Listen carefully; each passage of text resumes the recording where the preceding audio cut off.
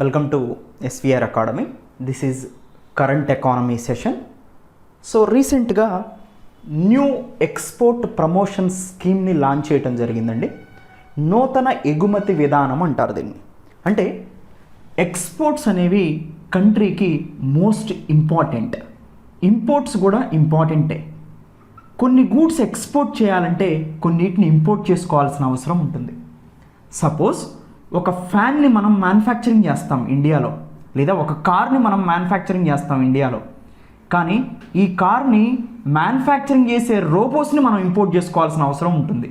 So ఎందుకంటే science and technology ఇన్నోవేషన్లో మనం కొంచెం వెనుకబడి ఉన్నాం కాబట్టి. సో క్యాపిటల్ గూడ్స్ని కొన్నిటిని ఇంపోర్ట్ చేసుకొని కొన్ని ఆ క్యాపిటల్ గూడ్స్తో మ్యానుఫ్యాక్చరింగ్ చేసిన ఎక్స్పోర్ట్స్ని మనం ఎక్స్పోర్ట్ చేస్తూ ఉంటాం. దాంతోపాటుగా ఎక్స్పోర్ట్స్ అనేవి మనం ట్యాక్స్ అస్సలు ఇండియాలో ఎక్స్పోర్ట్స్ చేసే గూడ్స్ మీద కానీ సర్వీసెస్ మీద కానీ ట్యాక్స్ని లెవీ చేయం. There is no zero tax on goods and services, exports of goods and services. అంటే వస్తు సేవలు ఎగుమతులు చేసేటప్పుడు వాటి మీద ఎటువంటి పన్నుని మనం విధించడం జరగదు అన్నమాట. ఎనీవే, సో ఎందుకు ఎక్స్పోర్ట్స్ మీద ట్యాక్స్ని లెవీ చేయరు అంటే, సపోజ్ ఇప్పుడు సింపుల్ ఎగ్జాంపుల్స్ చెప్తున్నాను. టొమాటో ఆనియన్ ఉందనుకోండి, ఆనియన్ 10 రూపీస్ పర్ కేజీ ఉందనుకోండి, లేదా $10 పర్ కేజీ ఉందనుకోండి యూఎస్ఏలో మన ఆనియన్. ఒకవేళ ఇండియాలో ఈ ఆనియన్స్ మీద ఎక్స్పోర్ట్ చేసేటప్పటికి నాకు ట్యాక్స్ ఒక $2 లెవీ చేశారనుకోండి, అప్పుడు యూఎస్ఏలో 1 కేజీ ఆనియన్ $12 అవుతుంది. అంటే మన ఆనియన్స్ ఎక్స్పోర్ట్ డ్యూటీని లెవీ చేయటం వల్ల గవర్నమెంట్ అక్కడికి వెళ్ళేసరికి ఏమవుతుంది, దాని ప్రైస్ ఇంక్రీజ్ అవుతుంది. ఇండియన్ ఆనియన్స్ ప్రైస్ యూఎస్ఏలో ఇంక్రీజ్ అవుతుంది ఎక్స్పోర్ట్ డ్యూటీ లెవీ చేస్తే. ఆటోమేటిక్గా యూఎస్ఏ పర్సన్స్ లేదా పీపుల్ ఎవరైతే ఉన్నారో ఇండియన్ ఆనియన్స్ని పర్చేజ్ చేయకోకుండా అదర్ ఆనియన్స్ని పర్చేజ్ చేసే అవకాశం ఉంటుంది. సో అలా ఎక్స్పోర్ట్స్ అనేది డిక్లైన్ అవుతాయి అన్నమాట, ఎక్స్పోర్ట్ ట్యాక్స్ని కనుక ఎక్కువగా లెవీ చేస్తే. అందుకనే మన గూడ్స్ అండ్ సర్వీసెస్, వస్తువులు సేవలు ఎగుమతి అవుతుంటే వాటి మీద మనం జీరో ట్యాక్స్ని లెవీ చేస్తాం. ఎందుకంటే జీరో ట్యాక్స్ని లెవీ చేయటం వలన మన గూడ్స్ అండ్ సర్వీసెస్, మన దేశంలో ఉత్పత్తి అయిన వస్తు సేవలు అదర్ కంట్రీస్కి వెళ్ళినప్పుడు చాలా చీప్గా వస్తాయి, వాళ్ళకి ఎక్కువ కొంటారు. ఎక్కువ కొంటారంటే మనం ఎక్కువగా ఎక్స్పోర్ట్ చేయడానికి అవకాశం ఉంటుంది. సో మనం ఎక్కువగా ఎక్స్పోర్ట్ చేస్తున్నామంటే మన నేషనల్ ఇన్కమ్ని ఇంక్రీజ్ చేసుకోవడానికి అవకాశం ఏర్పడుతుంది అన్నమాట. అందుకనే ఫస్ట్ పాయింట్ ఏంటంటే, so we can't levy or we should not levy any tax on goods and services those are exported from India.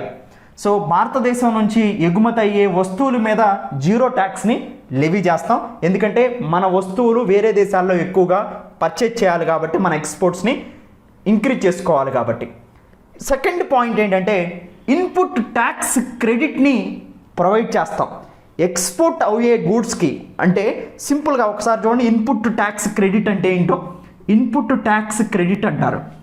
Suppose ఒక వస్తువు తయారవుతుంది, ఒక పెన్ తయారవుతుంది అనుకోండి, ఇది అవుట్పుట్ మ్యానుఫ్యాక్చర్. ఒక పెన్ తయారు చేసేటప్పుడు ఏబిసి అనే ముడి పదార్థాలను ఉపయోగిస్తున్నాం, ఏబిసి అనే రా మెటీరియల్స్ని ఉపయోగిస్తున్నాం.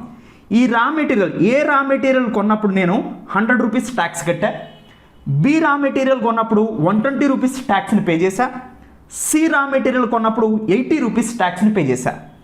ఏబిసి అనే 3 ముడి పదార్థాలు రా మెటీరియల్స్ ఒక పెన్ను తయారు చేయడానికి ఉపయోగించినప్పుడు కొన్నప్పుడు ట్యాక్స్ ఆల్రెడీ పే చేశా. మళ్ళీ పెన్ను తయారైన తర్వాత మళ్ళీ 450 రూపీస్ ట్యాక్స్ని పే చేయాల్సి వచ్చింది. అప్పుడు నేను ఇన్పుట్ల మీద ట్యాక్స్లు కట్టా, అవుట్పుట్ మీద కూడా ట్యాక్స్ కట్టా. అప్పుడు డబుల్ ట్యాక్సేషన్ పడుతుంది ఇక్కడ. అందుకని డబుల్ ట్యాక్సేషన్ని అవాయిడ్ చేయడం కోసం గవర్నమెంట్ జిఎస్టీ పరిధిలో ఉన్నటువంటి వస్తువులు సేవల మీద ఇన్పుట్ ట్యాక్స్ క్రెడిట్ ఇస్తుంది. ఎంత? ఇప్పుడు ఆల్రెడీ 450 రూపీస్ ట్యాక్స్ కట్టా ఫైనల్ ప్రొడక్ట్ మీద.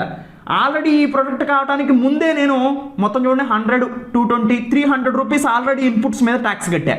ఇప్పుడు 450 మైనస్ 300 తీసేస్తే 150 రూపీస్ యాక్చువల్గా నేను ట్యాక్స్ని పే చేయాలన్నమాట. అందుకనే 300 రూపీస్ నాకు వెనక్కి తిరిగి ఇచ్చేస్తుంది గవర్నమెంట్. అంటే నేను ఇన్పుట్ మీద పెట్టినటువంటి ట్యాక్స్ని వెనక్కి తిరిగి ఇచ్చేస్తుంది అనమాట. దాన్ని ఇన్పుట్ ట్యాక్స్ క్రెడిట్ అంటారు. సో యాక్చువల్గా మ్యానుఫ్యాక్చరింగ్ పే చేయాల్సింది 150 రూపీస్ మాత్రమే, కానీ నేను 450 పే చేస్తాను కదా. ఇక్కడ 450 మైనస్ 150 300 రూపీస్ నేను ఎక్స్ట్రా పే చేశాను. ఎందుకంటే ఆల్రెడీ ఇక్కడ పే చేశాను, మళ్ళీ ఇక్కడ పే చేశాను, కాబట్టి ఈ 300ని నాకు ఇచ్చేస్తుంది గవర్నమెంట్. దాన్ని ఇన్పుట్ ట్యాక్స్ క్రెడిట్ అంటారు. ఇలా జిఎస్టీ బ్రాకెట్లో ఉన్నటువంటి వస్తువులు ఫైనల్ గూడ్స్ మీద ఇన్పుట్లో ఆల్రెడీ ట్యాక్స్ కట్టి మళ్ళీ అవుట్పుట్లో ట్యాక్స్ కడితే దాన్ని వెనక్కి ఇచ్చేస్తారు. దాన్ని ఇన్పుట్ ట్యాక్స్ క్రెడిట్ అంటారనమాట. సో జిఎస్టీ నెట్ పరిధిలోకి వచ్చినటువంటి వాటికి ఇన్పుట్ ట్యాక్స్ క్రెడిట్ని ఇవ్వడం జరుగుతుంది. అంటే రీఫండ్ ఇచ్చేస్తారు ఇన్పుట్ ట్యాక్సెస్ని. సో నేను ఒక పెన్ను తయారు చేయడానికి కావాల్సిన ముడి పదార్థాలు కొన్నప్పుడు ఆ ముడి పదార్థాల మీద కట్టినటువంటి ట్యాక్స్ని మళ్ళీ నాకు వెనక్కి ఇచ్చేస్తారనమాట. దాన్ని రీఫండ్ అంటారు. కానీ గవర్నమెంట్ రీసెంట్ టైమ్స్లో సెంట్రల్ గవర్నమెంట్ ఈ ట్యాక్స్ని ఇవ్వటంలో కొంచెం డిలే చేస్తుంది అనేది మనకు అర్థమవుతుంది. సో ఇది సెకండ్ పాయింట్. అంటే నేను ఎక్స్పోర్ట్ చేసే గూడ్స్ మీద సర్వీసెస్ మీద ఎటువంటి ట్యాక్స్ గవర్నమెంట్ లెవీ చేయదు. Second point, input tax credit వెనక్కి ఇచ్చేస్తుంది. ఎక్స్పోర్ట్ చేసే గూడ్స్ మీద సర్వీసెస్ మీద మ్యానుఫ్యాక్చరర్ ఎవరైనా గూడ్స్ తయారు చేస్తూ ఉంటే ఇన్పుట్లో ట్యాక్స్ కట్టి అవుట్పుట్లో కూడా ట్యాక్స్ కడితే ఇన్పుట్ ట్యాక్స్ని మనకు ఇచ్చేస్తుంది. థర్డ్ పాయింట్, ఎంబెడెడ్ ట్యాక్సెస్ అంటారు. మోస్ట్ ఇంపార్టెంట్ టర్మ్ ఇది. ఎంబెడెడ్ ట్యాక్స్ అంటే ఏంటంటే ఒక వస్తువు తయారు చేసేటప్పుడు ఆ వస్తువు తయారు చేసినప్పుడు కొన్ని ట్యాక్స్లు జిఎస్టీ పరిధిలోకి రావు. జిఎస్టీ పరిధిలోకి రాకపోతే వాటి ఇన్పుట్ ట్యాక్స్ క్రెడిట్ ఇనిషియేషన్ ఉండదన్నమాట. లైక్ ఒక వస్తువు తయారు చేయాలంటే డీజిలో లేదా ఎలక్ట్రిసిటీ మీద కట్టే ట్యాక్సో లేదా స్టాంప్ డ్యూటీ ఆన్ రియల్ ఎస్టేటో ఇలాంటివి ఉంటాయి. ఇవన్నీ కూడా పెట్రోలు, డీజిల్, ఎలక్ట్రిసిటీ ఇవన్నీ జిఎస్టీ పరిధిలోకి రావు కాబట్టి వీటి మీద కొంత మనీని ట్యాక్స్ రూపంలో కట్టాల్సి వస్తుంది అనమాట.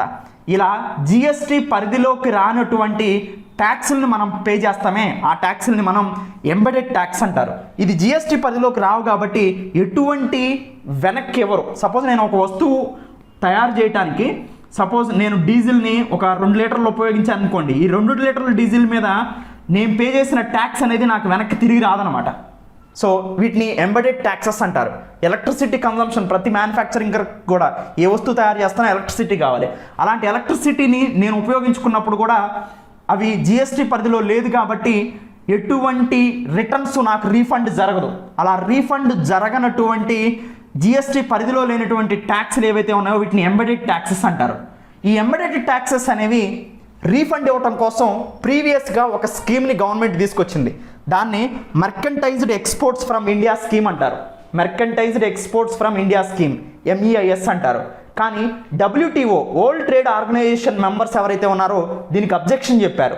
ఎందుకంటే ఇండియా ఎప్పుడో కూడా gross national income per capita $1,000 దాటిపోయిందనమాట. అంటే హయ్యర్ ఇన్కమ్ బ్రాకెట్స్లోకి ఇండియా వెళ్ళిపోయింది.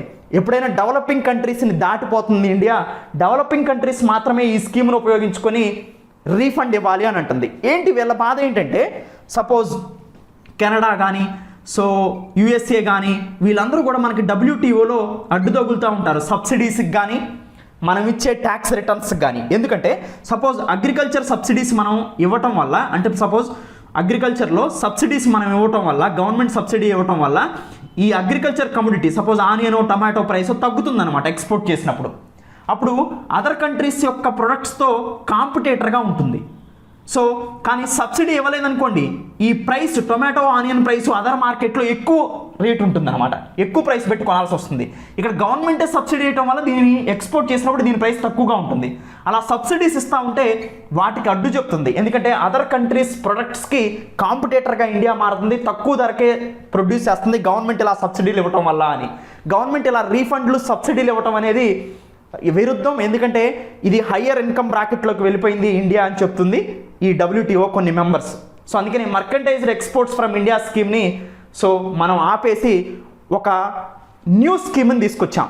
ఆ న్యూ స్కీమ్ పేరే RODTEP, remissions of duties and taxes on export products. ఈ స్కీమ్ యొక్క ముఖ్య ఉద్దేశం ఏంటంటే మనం ఏవైతే GST ట్యాక్స్ పరిధిలోకి లేవో ఎంబెడెడ్ ట్యాక్సెస్ అనేవి, డీజిల్కి, ఎలక్ట్రిసిటీకి స్టాంప్ డ్యూటీ, ఒక గూడ్ని పర్చేజ్ చేసేటప్పుడు, సర్వీస్ని ప్రొడ్యూస్ చేసేటప్పుడు ఈ ట్యాక్సెస్ని రీఫండ్ చేయలేమన్నమాట. అలాంటి ఈ ట్యాక్సెస్ని రీఫండ్ చేయడానికి తీసుకొచ్చిన కొత్త మెకానిజమే RODTEP. రీఫండ్ చేస్తే ఏమవుతుంది, సో ఫార్మర్స్కి కానీ లేదా ఎంబెడెడ్ ట్యాక్సెస్ రీఫండ్ చేయటం వల్ల ఫార్మర్స్కి కానీ లేదా గూడ్స్ ప్రొడ్యూస్ చేసే వాళ్ళకి కానీ కొంత ఇనిషియేషన్ ఇచ్చినట్టు అవుతుందన్నమాట. ఆ గూడ్స్ తక్కువ ప్రైస్కి తయారవుతాయి. అదర్ ఫారిన్ కంట్రీస్కి ఎక్స్పోర్ట్ చేసినప్పుడు కాంపిటేటర్స్గా మారుతాయి అదర్ కంట్రీస్తో. సో మన గూడ్స్ ఎక్స్పోర్ట్స్ ఇంక్రీజ్ అయ్యే అవకాశం ఎక్కువ ఉంటుంది. సో అలా ఎంబెడెడ్ ట్యాక్సెస్ రిటర్న్ ఇవ్వడానికి, రీఫండ్ ఇవ్వడానికి తీసుకొచ్చిన ఓల్డ్ స్కీమ్ ఎంఈఐఎస్, కానీ ఎంఈఐఎస్కి డబ్ల్యూటీఓ కంప్లైంట్ కాదనమాట. ఇప్పుడు తీసుకొచ్చిన RoDTEP, remission of duties and taxes on export products అనేది డబ్ల్యూటీఓ కంప్లైంట్ అనమాట. అంటే డబ్ల్యూటీఓకి సరిపోతుంది ఈ రూల్స్ అనేవి. అందుకనే ఆర్ఓడిటిఈపి అనే స్కీము సో ఎంబెడెడ్ ట్యాక్సెస్ని రీఫండ్ చేస్తుంది. దానివల్ల మన ఎక్స్పోర్ట్స్ వరల్డ్ మార్కెట్లో కాంపిటేటర్గా ఉండే అవకాశం ఎక్కువగా కనిపిస్తుంది. ఈ స్కీమ్ని 1 Jan 2021 నుంచి అమలు పరచడం జరుగుతుంది అనమాట. సో ఇది రీసెంట్గా వచ్చిన న్యూ ఎక్స్పోర్ట్ ప్రమోషన్ స్కీమ్, నూతన ఎగుమతి విధానం. ఎనీవే, ఎస్విఆర్ అకాడమీ నుంచి మీకు గ్రూప్ 2, గ్రూప్ 1 కోర్సెస్ని, దాంతోపాటు స్పెషల్ ఎకానమీ గ్రూప్ 2 మాడ్యూల్ని, పాలిటీ మాడ్యూల్ని, ఏపీ హిస్టరీ మాడ్యూల్ని అందించడం జరుగుతుంది. దానికోసం కింద ప్రొవైడ్ చేసిన నంబర్స్కి కాల్ చేసి ఇన్ఫర్మేషన్ని తెలుసుకోవచ్చు. Thank you, all the best. Welcome to SVR academy. SVR academy అప్డేట్స్ని ఇంటెన్సివ్గా టెలిగ్రామ్ ఛానల్లో అందించడం జరుగుతుంది.